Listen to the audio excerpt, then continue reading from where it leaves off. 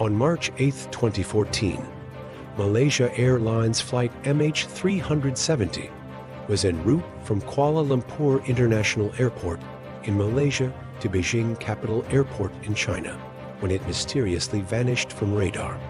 The Boeing 777-200 was carrying 227 passengers and 12 crew members. And despite extensive searches in the Indian Ocean, no wreckage of the aircraft or remains of those on board have ever been found. So here are 5 mysterious facts about what happened to Malaysia Airlines Flight 370.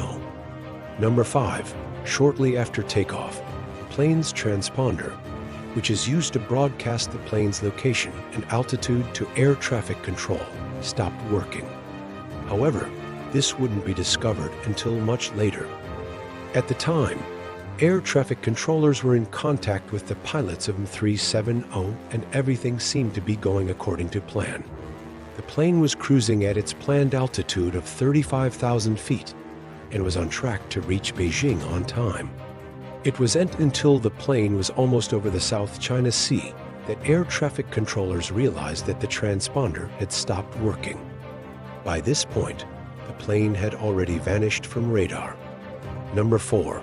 One of the most intriguing aspects of the case is the fact that the plane was equipped with a state-of-the-art tracking system known as the Automated Aircraft Identification System, or ACAS. This system was designed to automatically transmit the plane's location in the event of an emergency.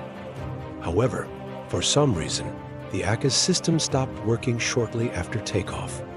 This is odd because the ACAS system is supposed to be fail-safe and would normally continue to work even if the plane's other systems failed.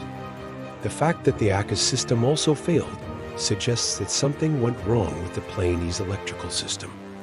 But what could have caused such a widespread system failure? And why would someone want to do that? These questions remain unanswered to this day. 3. Investigators were able to access the plane's data after it landed, but they were unable to find any evidence of mechanical problems. They did, however, find evidence that someone had disabled the plane's emergency locator transmitter, or ELT. The ELT is a device that is supposed to automatically transmit a distress signal in the event of a crash. But for some reason, the ELT had been disabled before the crash. This is significant because it suggests that the pilot knew something was going wrong and was trying to hide it from authorities. But why would they do that? The answer to this question remains one of the biggest mysteries surrounding the case. Number 2. In the days following the disappearance of M370, officials from Malaysia and China gave conflicting accounts of what happened to the plane.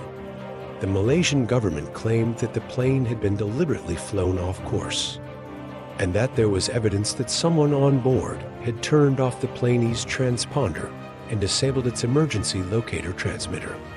However, Chinese officials claimed that there was no evidence of foul play and that the plane had likely crashed due to mechanical problems.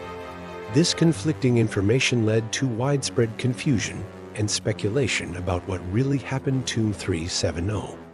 Ultimately, the truth is still unknown, but it is possible that the conflicting accounts were simply due to the immense pressure and stress that officials were under.